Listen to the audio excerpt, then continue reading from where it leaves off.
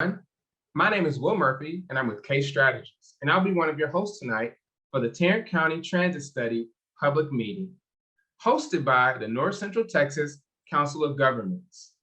I want to first give you a few housekeeping rules for the meeting. 1, please mute your microphone. 2, enter your name and your organization in the chat box. And then 3, if you have a question, use the raise your hand emoji and let us know that you have a question. Here's a brief overview of our meeting for tonight. We'll have introductions and a welcome, project overview, funding strategies, implementation planning, public feedback and next steps, and a brief Q&A. Right now, I'm going to turn the meeting over to Shannon Stevenson from the North Central Texas Council of Governments for opening remarks. Shannon? We appreciate you allowing us this opportunity, as it looks like it's a beautiful evening tonight. So thank you for joining us in light of the lovely evening that you could be walking your dog. So tonight, Scott and the team will be providing you an update on where we stand with the Tarrant County Transit Planning Study, the progress that's been made, where things stand, and then still what remains to be completed. So there's a lot of great information. We're always looking for feedback. This is really your study.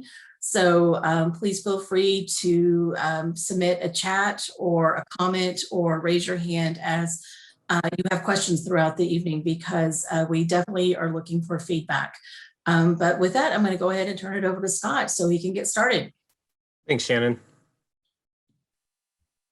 So like Shannon said, this is a great chance for us to be able to kind of bring forth some of the work that's been done, synthesizing a lot of the conversations we've been having both with the community and key stakeholders around the region, as well as some of the technical analysis we've done to try to identify some ways that we can improve mobility for folks in Tarrant County that might not currently have access to a transit system like Trinity Metro or DART. So I've got a great team today, and they'll actually be doing most of the presentation, so I'm grateful for that. Myself and Baird Bream here from Cambridge Systematics. We've got Yvonne Gonzalez from Kimley Horn will be talking about some of the funding options.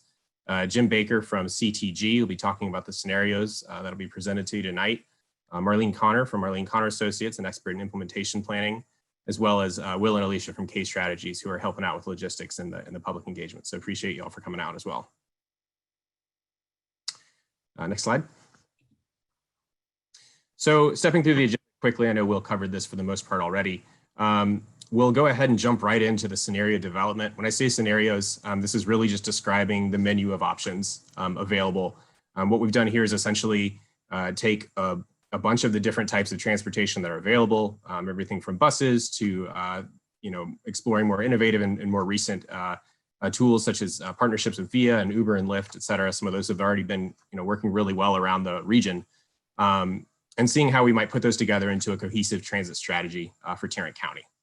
After that, Yvonne will talk about, of course, if we want to put in new service, we need to talk about both the benefits and the costs. And so about some of the ways that communities can explore also pretty innovative ways to pay for transit in ways that haven't necessarily been tried locally before.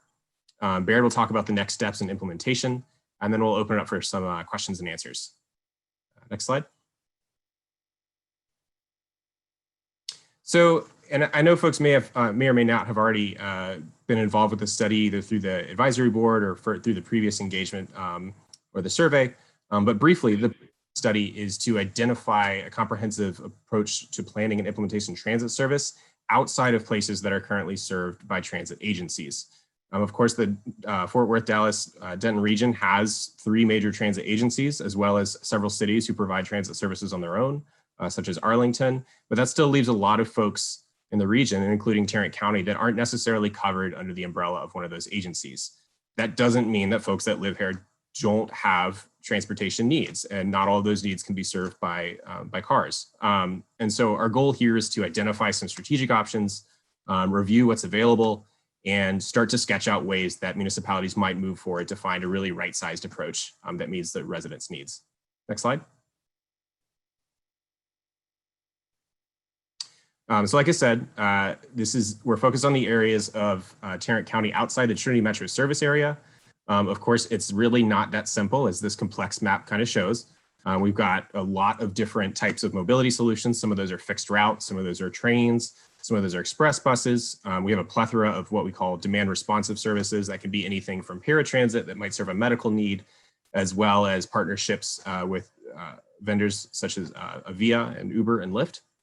And so we're really starting to try to identify where those solutions might currently be working and who isn't served, and what steps we can take to expand those services. Next slide. This study isn't taking place in isolation, of course. Going on concurrently or already completed in the background, and underlying kind of our themes here, Mobility 2045 is looking at regional investments in high capacity services that might move large numbers of people relatively further distances. This is where we're talking about things like regional rail, expansion of high capacity bus systems. On the other end of the spectrum, we've got Access North Texas, which looks at our more vulnerable users and really digs into the kind of paratransit, medical transit, trying to reduce the complexity of planning trips that might cross county lines, provide those specialized services.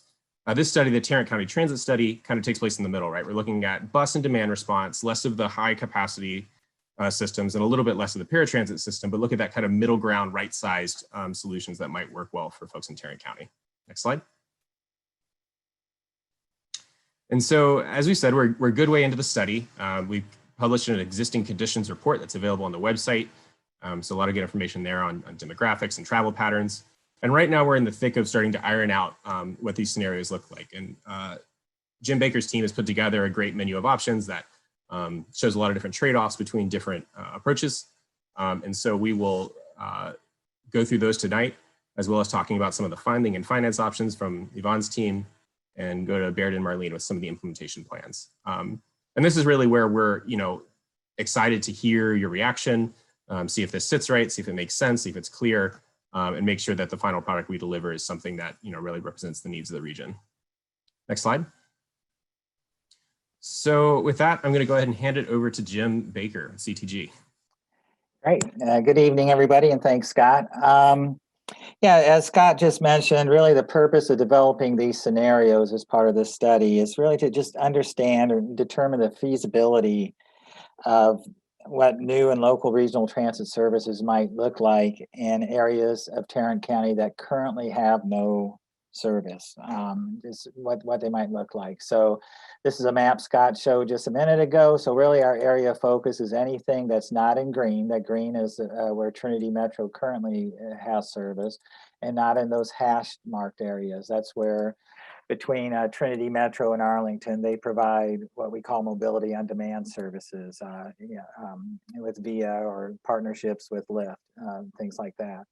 So we started off by just trying to, we wanted to just kind of ascertain just what's an appropriate level of expenditure, a reasonable level of expenditure in those areas that currently have no service. And what we came up with was, for these scenarios, we should be targeting around $18 to $18.5 million a year for transit service in those areas not currently served.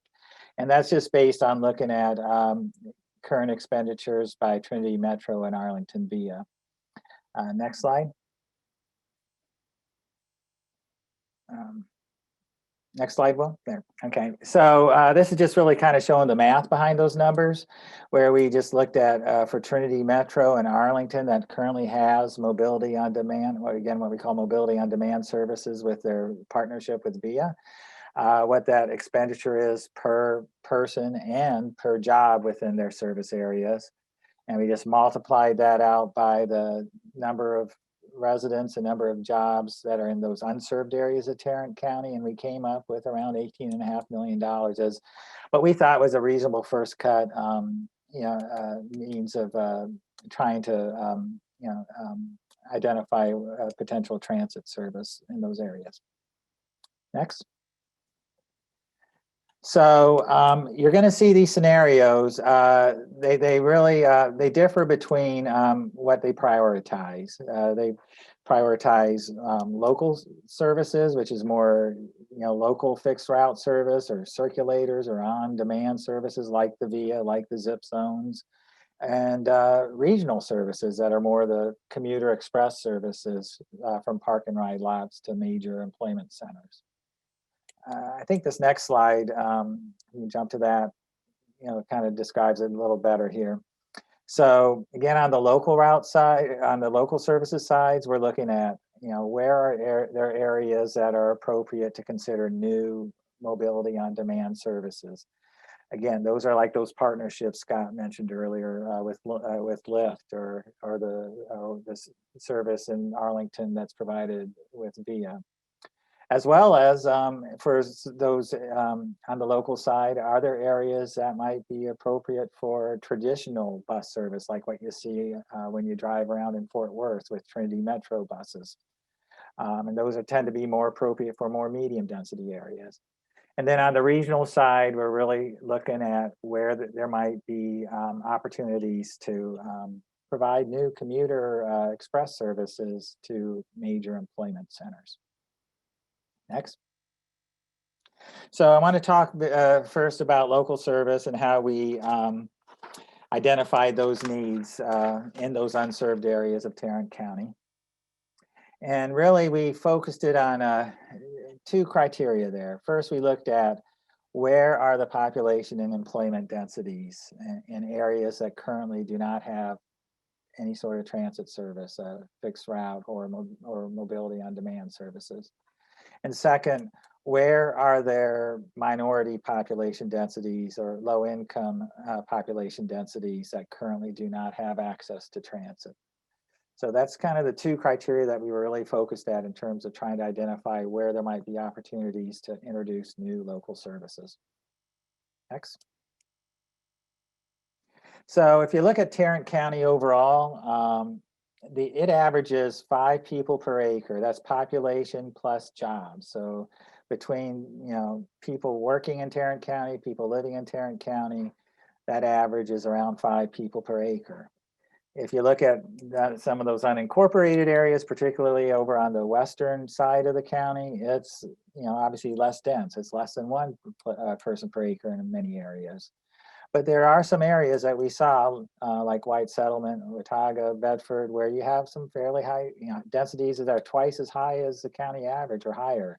So those are the areas that we're really focused on as we go through this work here, is just identifying those high density areas that are not served by transit. Next. Okay, there's a lot going on in this map here, so I'm going to spend a minute here to kind of explain what's going on, because it's I think a pretty important piece of the work that we looked at here. If you look at the map there, the area that's kind of in that dark shade, that is the Trinity Metro service area. Again, we're not looking at anything within the Trinity Metro service area. We're looking at areas outside of that. If you look at the scale on the right, if you see any areas that are shown in blue, those are where we have high population and employment densities. If you see any areas that are in pink, that's where we have high concentrations of minorities and or low income households. Those areas in purple are where we have high densities of both. So the brighter the colors there you see, the greater the need. And you can see that there's certainly a lot of need showing up on the eastern half of the county, a lot in Arlington where there already is mobility on demand, the VIA service.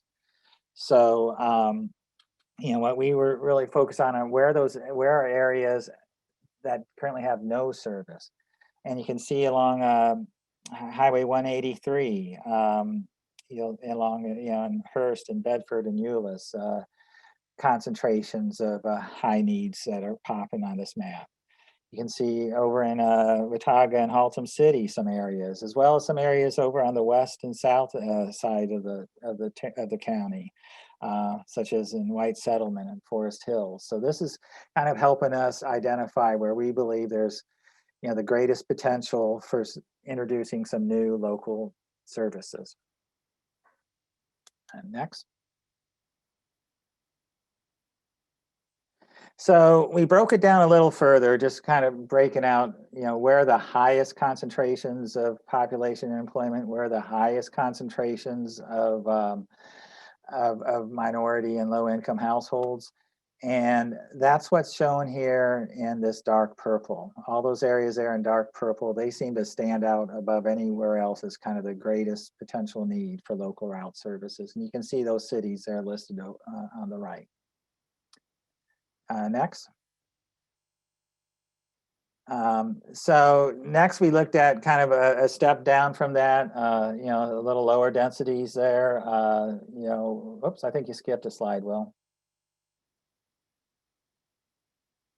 Yeah, there you go. So this is, you know, adding in the mediums areas, what we call medium service needs, not quite as high in densities as we saw in that that previous slide. So you can see those in the medium purple there. And then the third slide, the next one, shows, skipped again. In the light pink, you know, where we pick up areas like Keller and Lake Worth, South Lake, some, you know, concentrations of densities as well, but lower priority than what you saw in the dark purple and the medium purple. So I don't know if, Will, if you can maybe just go back a couple slides and just kind of toggle back and forth where people can kind of see just how that builds up. So high, high, medium, and then adding in the low, and see how kind of how that progresses to more coverage within the county there. Next. So next, we want to talk a bit about how we identified needs for regional services. And I think the next slide is just wanted to point out that we really were not starting from scratch for this effort. The North Central Texas Council of Governments has a plan they recently did called Mobility 2045, where they identified potential, you know, higher levels of transit service needs in Tarrant County. They identified 3 potential rail corridors, Mansfield to Fort Worth, an extension of the Tex Rail to the southwest, and Claiborne to Fort Worth. And they identified 2 lines, I-35W and I-30, for as appropriate corridors for investment in high intensity bus service. So recognizing that, you know, we wanted to make sure, we thought that this study could, you know, maybe be a means to kind of plant the seed, if you will, and look at the potential of introducing some premium, you know, express bus services in these corridors. Next. So as part of this effort, the first thing we did was we looked at where are the major concentrations of employment in Tarrant County. And there were really 5 areas that stood out, 5 areas where you can see concentrations of 30,000 or more employees.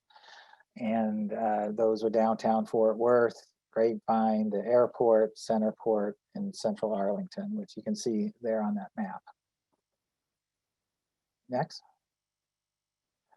So we looked at, you know, we looked at some cell phone travel movement data to understand just where people are coming from when they're traveling to these major employment centers. And with that, we identified, just like we did on the local side, we identified kind of a high, medium, and low needs for regional service expansion. And on the high, for the highest needs, we saw a need to expand you know, regional commuter or express services to downtown Fort Worth. That's certainly the area where you have the greatest density of employment, and you also, you know, have paid parking, which certainly is an incentive for people to consider to use, you know, transit. So there's already Trinity Metro operates some commuter services to downtown Fort Worth. So you can see here these lines that are highlighted in yellow. These are proposed additional lines that we thought there might, you know, kind of rose up as a potential high need for expansion of express services to downtown Fort Worth. When we added in the medium needs, what stood out was service to the DFW airport. In particular, we saw some pretty heavy travel movements going east-west through Keller and South Lake to Grapevine and the airport. So you can see we picked up a, you know, a yellow east-west line there as far as a potential commuter express service. And then when we add in a lower need, you know, that was looking at service along the eastern half of the county there. You know, looking at service along 360 from Mansfield to Arlington to Centerport. So maybe, Will, if you can just go back a couple slides and do kind of that toggle thing again there, you can see kind of the high needs, whoops, high needs. We add in that one route for medium needs and add an additional route next for low needs. So that's just kind of walking you through how we, the process we went through as far as identifying potential local service and regional service needs in Tarrant County. So the next step was to package this into scenarios. And again, the purpose of the scenarios is to just determine, just kind of show, you know, what expanded transit service might look like in Tarrant County where there currently is no transit service. And so what we have here is for scenario one, we wanted that to focus on all the regional needs I just identified, the high, medium, and low. And on the local service needs, just the high needs. Scenario three is just the opposite, where it focuses more on the local service needs. So it's picking up everything that I just showed you for high, medium, and low service needs on the local side, but just the high service needs on the regional side. And then scenario two is a blend there where it's the high and medium needs for both local and regional services. So this gets us to our draft scenarios where we're really looking for some feedback today to get your all's thoughts as to what you think about what the, you know, if these are providing the coverages you think is needed for the county. And the first one, again, scenario one, it's focusing more on you know, those high, medium, and low needs on regional services, just the high needs for the local services. And you know, you're going to see here, so you see those purple lines, those include existing plus proposed new regional commuter bus lines. So it's all those high, medium, and low additional regional bus lines. And the blue, that's where we're proposing for this scenario, expanded local services, specifically mobility on demand services like the partnerships with Lyft, like what Arlington operates with. It defies any sort of deterrence. It defies policies. It defies walls. Yep.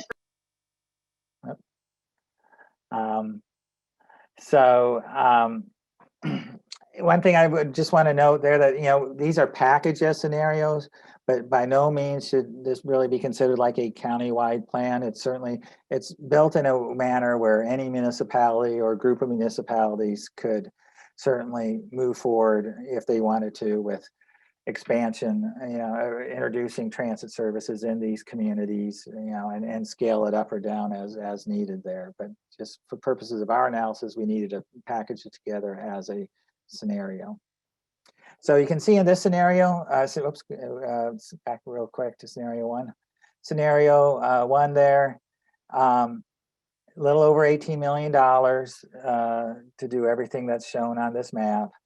About 3/4 of that money is going towards the local services that you see in blue, and about 1/4 of that's going towards the additional purple lines, the regional services that are shown on this map. Next, scenario two, you'll see there that we picked up a lot more new blue areas on this map. So it's expanding local service in the county, expanding specifically mobility on demand services, those partnerships with Lyft and Uber and such. And you can also see some areas in green. Those are areas where we thought that the densities were high enough that they could warrant expansion of fixed route service in addition to mobility on demand service. And you know, see, those are what we've identified are areas adjacent to the Trinity Metro service area. So, and then on the regional side, one of those purple lines from Mansfield to Arlington to Centerport went away. You can see there to the right there, we're spending 18% of the money is going towards regional routes. You know, in the prior scenario, it was 26%. Now it's down to 18%. So this is spending more money on local services in this scenario. And then the third scenario is where we're trying to pick up all the high, medium, and low service needs for local service. And you can see there that it's picked, a lot of areas have turned green on this map. So that's identifying additional areas that we felt like could warrant fixed route service. And then there's, one less purple line on this map as well. That line from DFW Airport through Colleyville and Keller went away. And you can see here that that expenditure for regional services has dropped even further. So scenario 1 was 26% of the money going to regional services. Scenario 2 was 18%. Scenario 3 is 12%. So you can see that there's more of a concentration, more of an investment on local services in this scenario with scenario 3. So I think, Will, if you could just go back 2 slides and kind of do that toggle again, so folks can kind of see, what's, where the additions and subtractions are there. So scenario 1, you go to scenario 2, you pick up, more blue, one of the purple lines goes away. Scenario 3, some of those blue areas become green because we think that there's potential for fixed route service as well in those areas, and another one of those purple lines goes away. This is a busy table here, but it basically just shows by city what's reflected on those 3 scenario maps I just showed. So if you want to use Everman as an example, scenario 1 was just on-demand services in Everman. Scenarios 2 and 3, includes fixed route service in Everman. You can see the same as for Forest Hill, and so forth. Next. Okay, so go ahead and jump to the next slide there, Will. I guess, what I wanted to do next is just briefly kind of go, we started to do some comparisons of these scenarios to just see, how do they perform? And we're in the process of completing this right now, so we don't have numbers for everything here, but I'll go ahead and share the numbers that we do have. And those numbers focus on accessibility, in other words, who has access to these proposed new services, coverage in terms of how well do these routes line up with where people are actually traveling, usage in terms of how many people might actually ride these services, and equity in terms of how many of these trips might be made by minority and low-income populations. So again, we don't have numbers for all these, but we'll share what numbers we have right now for you as well, so you can start to see how the scenarios differ. Next.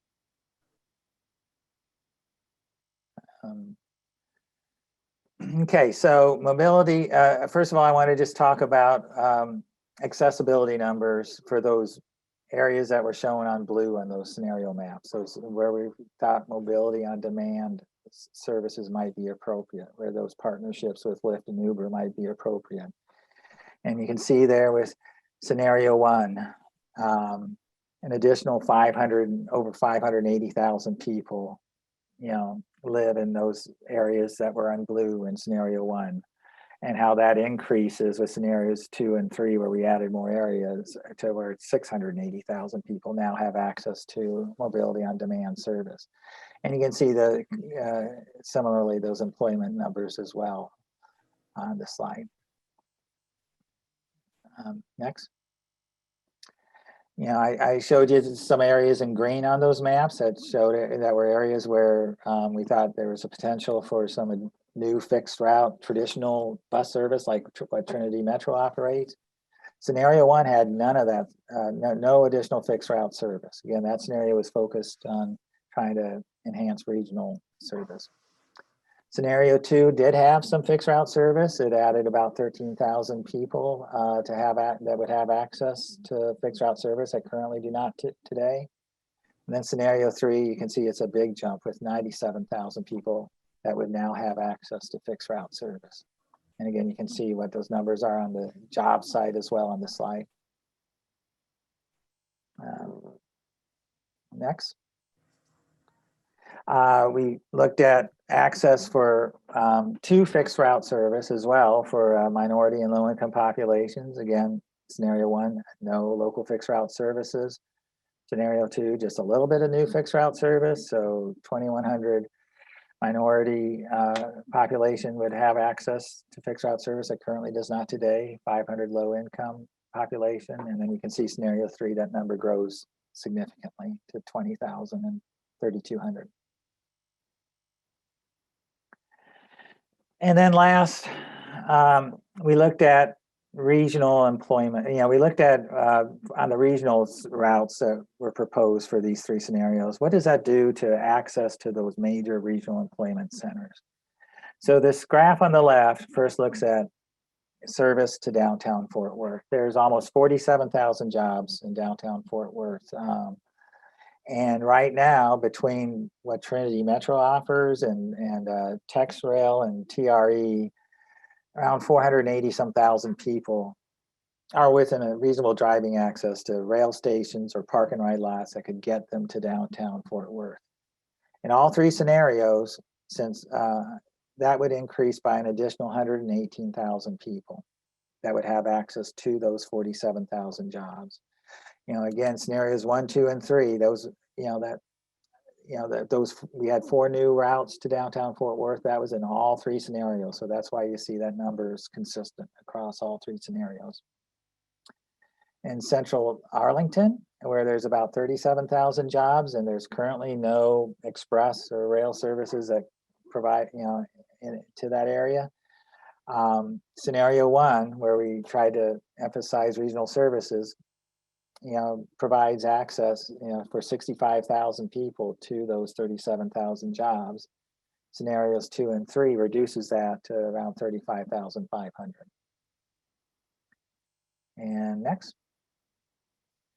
And then for service to DFW Airport, where there's 55,000 jobs, with TexRail serving DFW Airport, and the number of people that have reasonable driving access to a TexRail station, about over 200,000 people have access to those 55,000 jobs.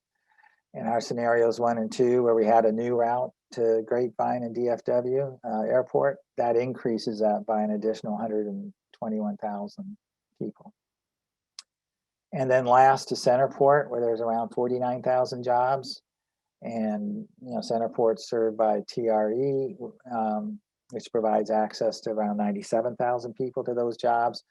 Scenario 1 increases that by an additional 79,000. We did not have any express service to Centerport in scenarios 2 and 3, so that's why those are 0. So that's a lot of numbers, I know. Let's, I think, go on to the next slide. And I don't know, Scott, if you want to stop and take questions before we move on, or how do you want to do this? Yeah, if anybody has an immediate question, happy to take it.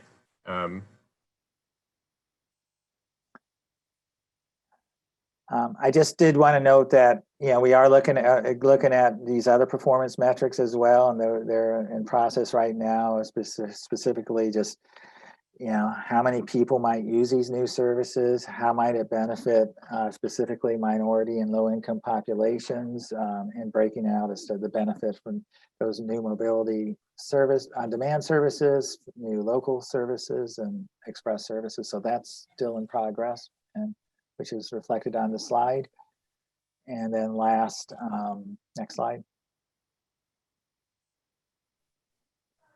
I think just, one last thing to kind of keep in mind, these scenarios, again, were just developed to show what expanded local and or regional services might look like in Tarrant County, with the idea that it certainly could be implemented independently by different jurisdictions. But we want to just kind of point out that just as that's being considered, there's a couple of questions to to be thinking about. What is the purpose of the service? Are you trying to improve overall access to like rail services or express services? Is it access for those low income minority populations? Is it to bring economic development to your community?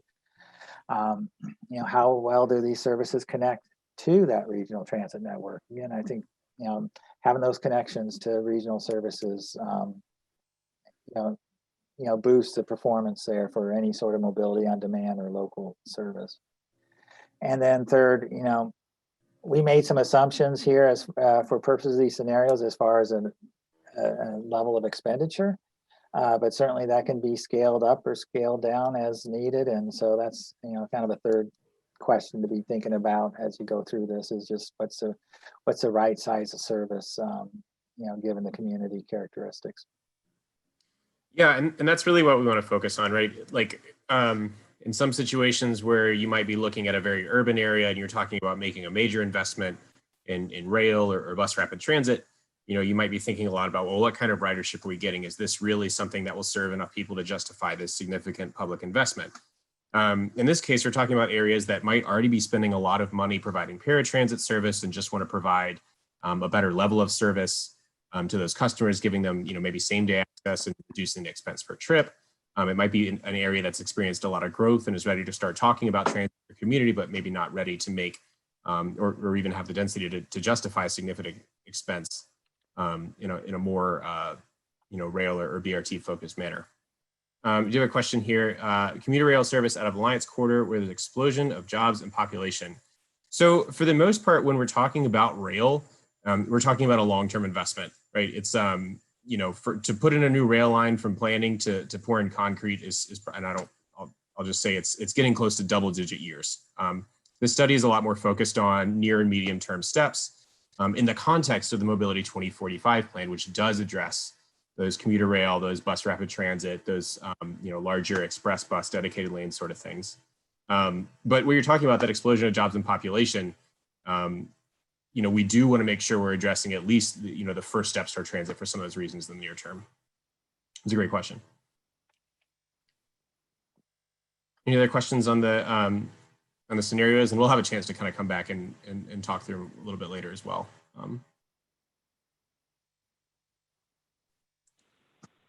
Great. So I'm going to hand it off to Yvonne Gonzalez from Kimley Horn to talk about some of the funding and finance options we're exploring.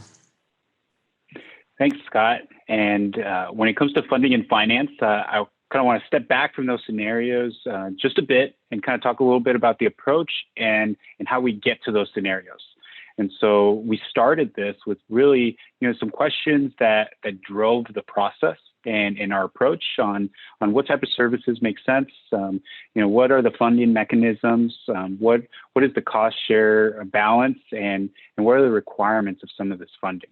So these are some of the questions that we asked ourselves when we're really trying to figure out the funding and finance for this study.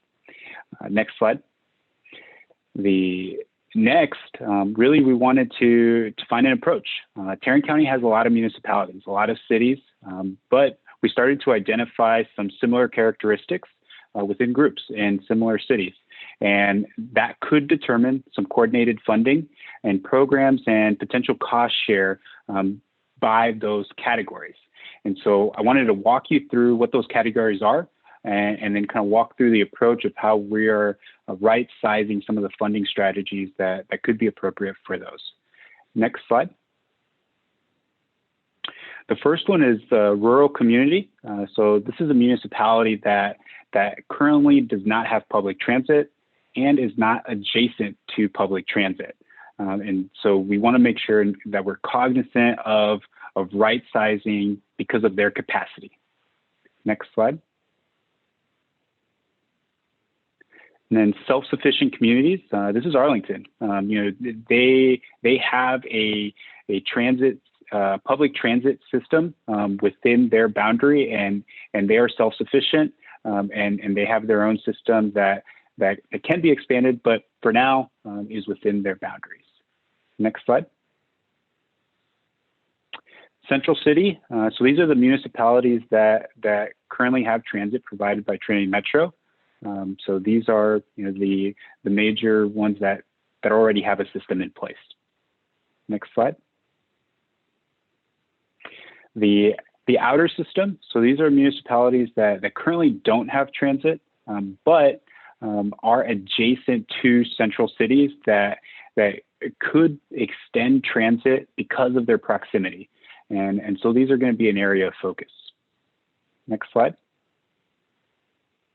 Future extensions. So these are Burleson and Mansfield. They're municipalities that are currently undergoing transit planning process. So they're planning to have extensions go to them, and being cognizant of that in the planning, sets them apart from some of the other communities and how funding is going to be allocated and looked at. Next slide. So the lenses that we used once we got to once we established the categories of municipalities is, what is appropriate for each category or bucket of municipalities. Depending on their financial standing, they have characteristics that are very similar within their own category. So local option sales, fiscal constraints, these are metrics that we can look at. Level of partnership. So in order to realize transit funding, what are the partners that exist? What is the type of development? What can we expect out of that in order to affect transit needs? And then the qualitative assessment, these are really going to be all the special circumstances. On the ground, each municipality and each community is a little bit different. There are political constraints and development potential constraints. And so we want to be sensitive to those things as well. Next slide. And from that, what we created was just a menu of options, potential funding for these categories of municipalities. And this isn't a recommendation or anything. This is just the most likely for the category of municipality. And it ranges from traditional sources that are already being used for transit, like sales tax and general fund contributions. Next slide. To more innovative approaches like sponsorships or just alternative revenues. And so this is just a menu of options, potential funding that those types of categories should look at and set as a priority. And what that really leads us to is the scenarios. Next slide. So the scenarios that, the final scenarios that we just went over on the previous slides are really going to feed in a operations and maintenance cost. What does it cost to operate these scenarios? And that's also going to give us what type of revenue do they generate. And when you take those two, we can go ahead and start creating a gap. What do we need to try to fund using solutions for each scenario? And really there's two lenses when we're looking at this. Traditional funding solutions, these are going to be subscriptions, sales tax, general funds, things that we're very familiar with and are already being used. And then innovative funding solutions as well. These will be anything from sponsorships, development fees, or special assessments in districts in order to provide funding. Next slide. Using these solutions that we've outlined, each category of municipality is going to have a different approach, and each one of these solutions is going to have a different impact. So that's the portion that we're currently in, is what is that impact, and how can we better assess that now that we have these final scenarios to feed into our funding strategy. When you move or shift a certain type of funding from one side to the other, there is an impact. There's certain communities that are impacted more or less. What are those impacts? Once we have created that and had a good understanding of what each funding solution is going to entail, depending on the capacity of the municipalities, that's going to lead to our recommended funding solutions by category. So what is appropriate for a rural community might not be appropriate for a central city. Right sizing the type of contribution and the type of funding sources is going to be key in making sure that we have the right funding solution for each one. And that's really going to keep going into some of the implementation portion of this study. And I can give it back to Scott to kind of introduce the next step. Sure. Thanks, Yvonne. So I'll just answer a couple questions that popped up here. Thanks for those, folks. So the first question, speaking about rail service and experience in Dallas, as well as Hampton Roads in New York and Baltimore, DC, which as Baird pointed out, you don't hear a lot about Hampton Roads Transit. So I actually have family up there, so happy to hear it pop up, and especially in a positive light. I mean, the short answer to that, will these proposals bring rail service through Grand Prairie? This study is not focused on rail service. So, you know, as what we're talking about here, no. As part of Mobility 2045, and I know that, you know, east-west connections, you know, where the TRE and TexRail and more southerly are all, you know, areas of interest and certainly areas of study. And so, you know, certainly areas that we can point you at some of the studies that are going on in those regions. This study is focused a lot more on regional bus, and local demand response. That said, the 360 corridor does have, in some of the scenarios, an express bus on it running north-south. That's over to the western end of Grand Prairie. So certainly meeting some transit need there in a regional sense, but not rail. And then North Richland Hills, it's a great question. So the question is, how about North Richland Hills? It's shown as part of the Trinity metro area because of the rail stations, but they don't have local service. So the idea behind the typologies is not to say that every city in that typology is identical and has an identical transit situation. That's certainly not true. From a funding perspective, it's trying to put cities that have the same similar access to funding, as well as similar, you know, potential services that might work well for them.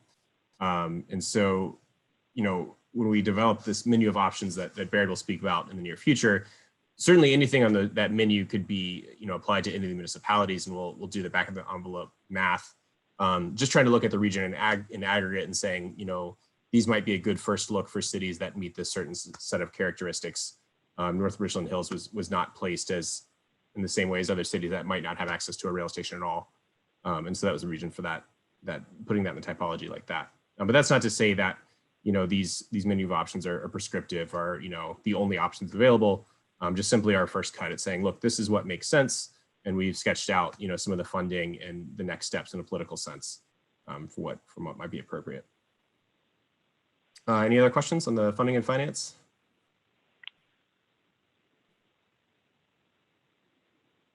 Okay, so I'm going to hand it off to Baird Bream to talk about next steps in implementation planning.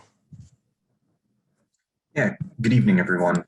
Just going to walk through some of the actions that we're going to take to develop the implementation plan and some of the components it's going to contain in order to really provide guidance for moving forward with the Tarrant County Transit Study at the conclusion. So the implementation plan is really designed to pull together a lot of this different information, all the different typologies that we've looked at, all the different service types, and establish essentially a menu of options for bringing those into being, specifically through the kind of service delivery framework of different ways to essentially stand up or expand a transit service.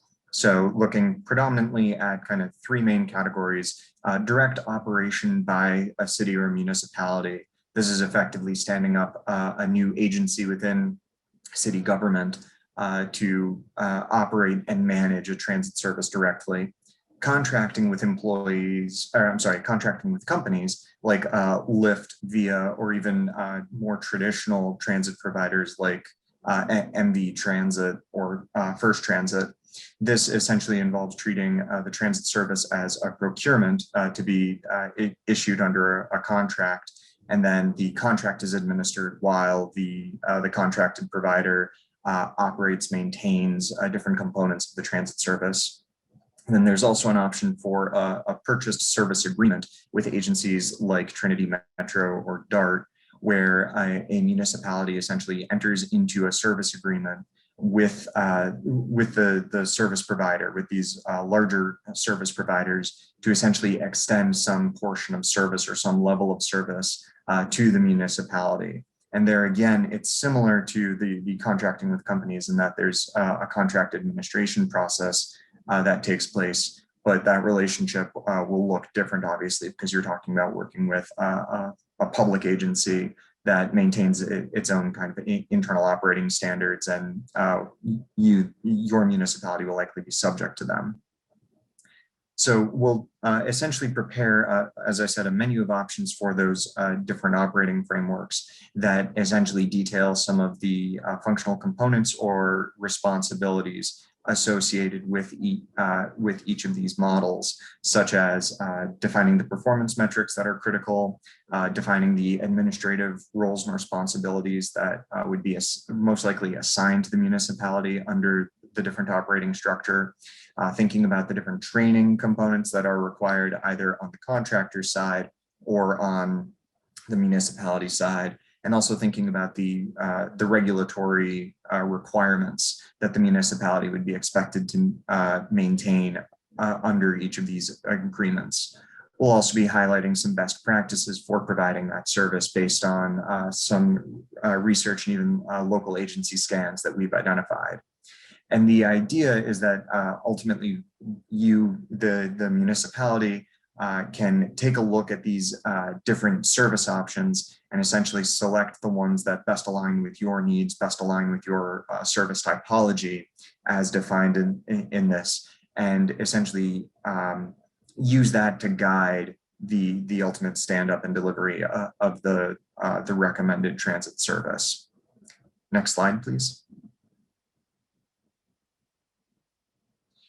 So as I mentioned, we've been conducting some peer interviews based on regional providers in the Tarrant County region in order to learn a little bit more about these different mechanisms and tools that are being used to provide transit service currently.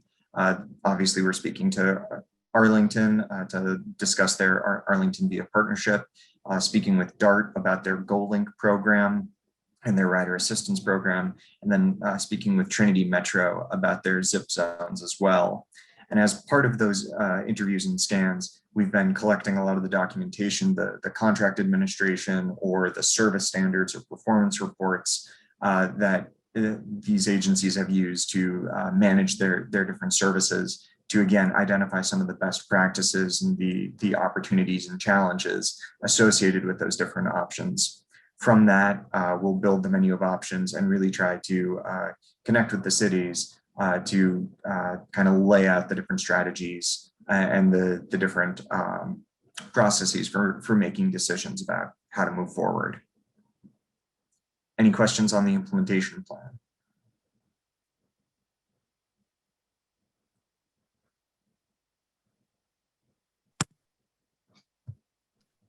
Great, thanks, Baird. So I know that's a lot of information.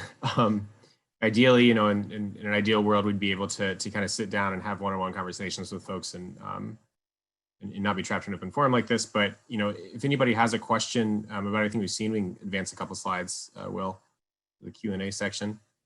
I'm happy to take them now. Otherwise, I have a few, next steps. The next steps are essentially complete the work we've described today. So wrap up the scenario comparison analysis, have some final meetings with stakeholders and cities to make sure that we get buy-in on these scenarios and these approaches, wrap up and design the report in May, and should have everything available to the public by June.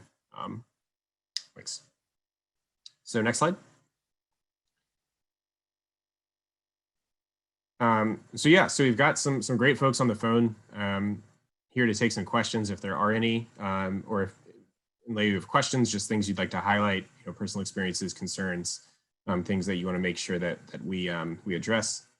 Great. So we've got a question here. How about expanding local bus service in Fort Worth to include access to the National Archive? I will admit I don't know exactly where the National Archive is. I will say that within Fort Worth, that's, you know, areas that have active service with Trinity Metro. That's going to fall under Trinity Metro Service Planning Project, and also Fort Worth moves. The city of Fort Worth has an active transportation planning project as well to address those concerns. And so, at the risk of saying that, you know, we have several plans going on at once, there really are a lot of folks looking at all sorts of different facets of transportation in the region. I'm just out of personal curiosity pulling up the location of that in Fort Worth here. Okay, so down in Everman, just down south. So, you know, specific access to that area is something that, you know, we're looking at from one instance for express buses. I think without having the map of the zip zones right in front of me, that might fall in an on-demand area, either currently or in the future. But without trying to put anything down on paper, that's certainly the type of area that we're looking at. An area, you know, outside of the Beltline, may or may not have fixed route service, might have the density of jobs to make sense to put either express bus access or some sort of on-demand service. So that's something we'll definitely take a look at. And Mr. Ford, if you put your email on the address, we can actually you know, respond in a more detailed manner specifically to that question. Other questions?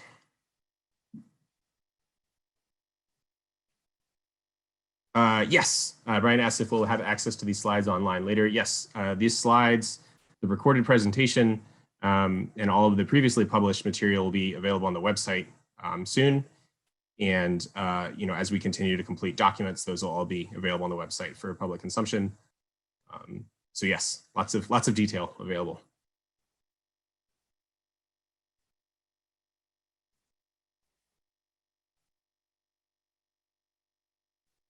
Any other questions? So with no immediate questions, I'm just going to put a quick poll on the screen, just to kind of in the way that Jim described, you know, the balance between local travel options and regional travel options.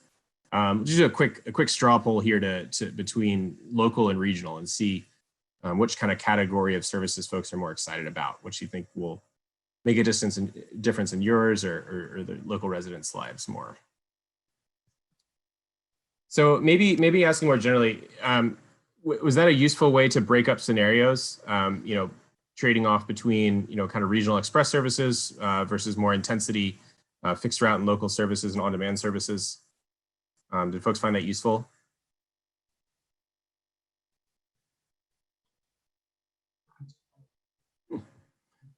Got a yes. I'm going to take that yes to be representative for the entire group. Thank you, Lori, for your boldness. So maybe let's step forward to past the second question here and just kind of flip through the maps again. I want to make sure that those kind of stick in folks' minds. One more slide forward. So, okay, great. A lot of positive responses. So I just want to make a, you know, I think this is my favorite part, is just looking at maps. You know, if we were in a public setting, we'd have giant boards of these made up and lots of stickers to put on and Post-it notes for people to say, this looks great, or so, you know, I think what's really interesting about this is seeing how this is really in a lot of ways expanding existing things that have worked out pretty well in Tarrant County. These areas with the existing, you know, kind of crosshatch shading in Arlington and the Trudy Metro area. That's what we'd like to see, and certainly what we'd like to lay out, you know, next steps for these other communities and shaded in blue to kind of pursue locally. And I also just really like seeing the purple lines, you know, extending beyond, you know, the service already out there. There's certainly a lot of great regional service that's been enacted, but you really start to see, you know, building out a much more regional web that's not just, you know, kind of urban core to urban core, but really does expand along with the growing population. I know there's a question about the Alliance Corridor. This map, I think, does a great job of showing that incremental, you know, increase in service there, right? So this has an extra kind of, I don't want to call it cross town, but cross county express route that links that job center of the airport over towards where the Alliance Corridor. Will, if you go forward a couple slides,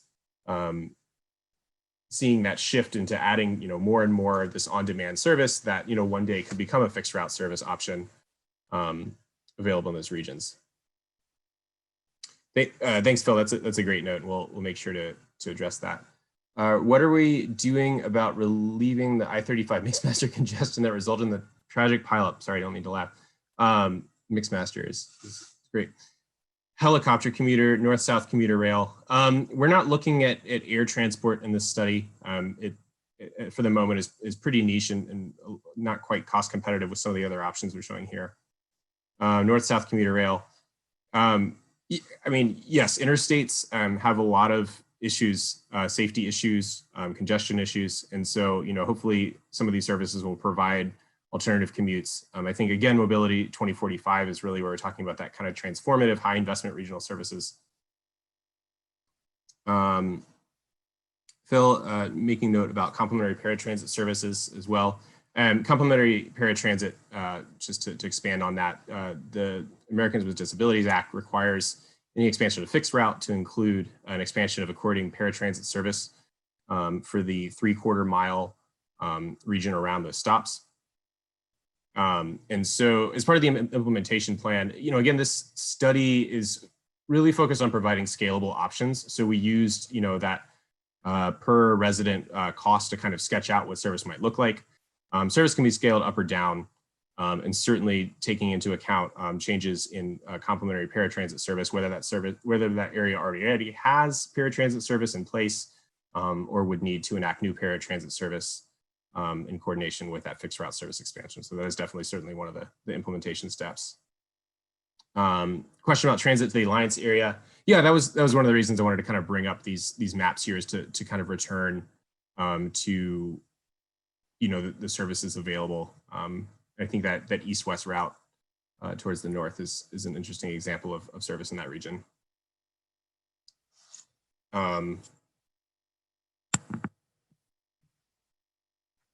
Yeah. Sorry, trying to rapid fire answer questions here. And David Garcia helpfully dropped the link to the project website in the chat there. So that's a useful resource to experience these slides at a slower pace than we're moving through them today. Any other questions from folks in the crowd?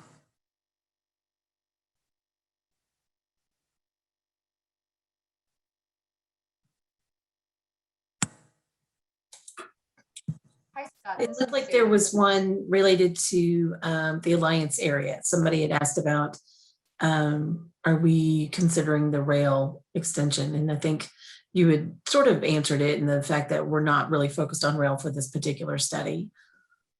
Right, that's correct. I'm sorry, I may have misstated my answer to it. Yeah, so rail service falls under the purview of these kind of the regional solutions that are talked about in Mobility 2045. Some of these express routes do represent service along the same corridor that might be considered for rail in the future. But that doesn't necessarily mean that rail will be implemented on the kind of time that we're talking about for this study. DS, how does this compare and align with the Transit Moves Fort Worth study? In a couple of ways. So in a lot of ways, this is very much a complement to the Transit Moves Fort Worth study. This is focused on a different geographic area, essentially outside of Fort Worth. Now, a lot of these communities do kind of fall just outside of Fort Worth, especially these ones where we talk about fixed route service extensions, and a fee for service model might be effective. Certainly, people don't necessarily choose where they live specifically where these municipal lines fall, and they certainly travel across them with great frequency.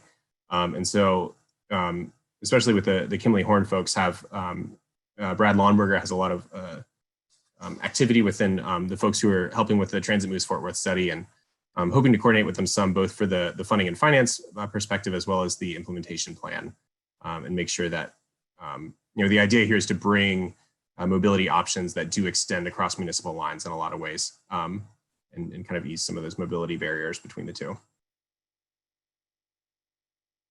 Unfortunately, Brad couldn't be with here tonight. He does have a great perspective on the relationship between the two studies. So I'm happy to, Dee, I know we've actually corresponded before. I can get a more detailed answer from him and connect you.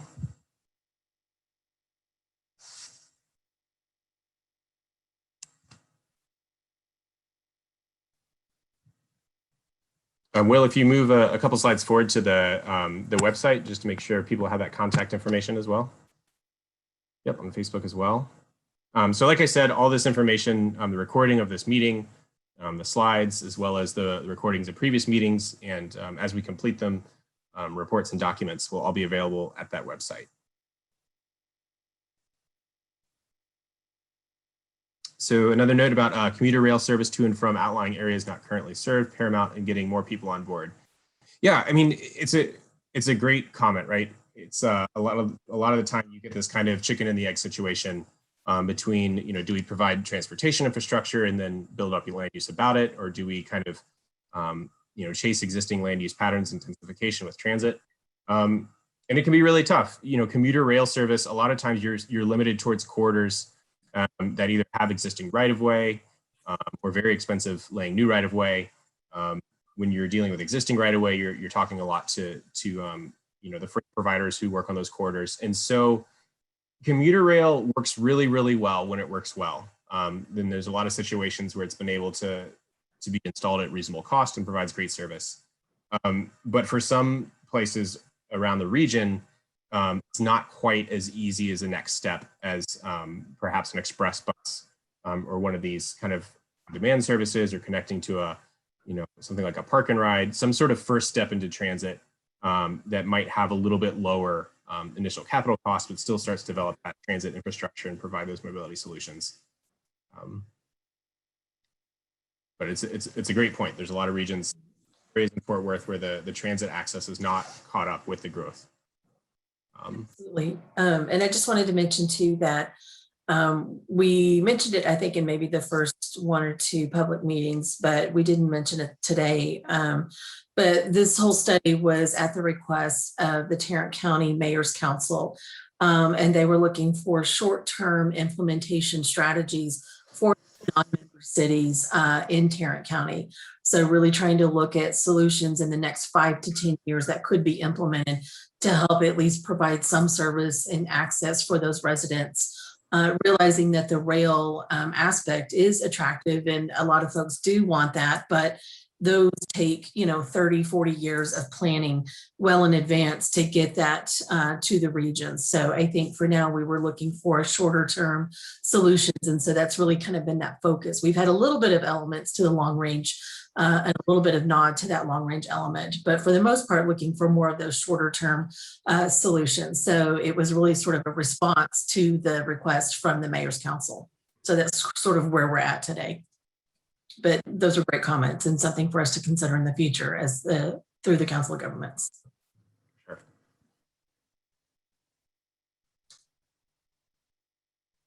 Well, I really appreciate everybody's time, especially in the evening. I'm glad folks were able to come out and ask great questions and hopefully see some progress in the plan. Look forward to kind of wrapping things up as we move through the next few months. And of course, we're always available. There's contact information on the website and on Facebook. And again, we'll have all this recorded and available there as well.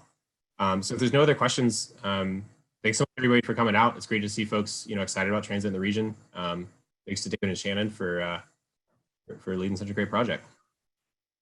Hey, Scott, we want to make sure everyone puts their name, organization, and how they found out about the meeting in the chat before they sign off. So we have that information as well. Excellent. Thanks, Will. Great. Thank you, Scott. This was great information. So if anybody has any other additional comments or questions, please don't hesitate to reach out because again, we're looking for all sorts of feedback. So please share with your friends, family, colleagues for all sorts of input. So again, thank you again. And it's a beautiful evening. So maybe we can salvage a little bit. So you guys go maybe get a walk around the block. I know I'm going to try to take my dog. So, all right. Thanks, guys.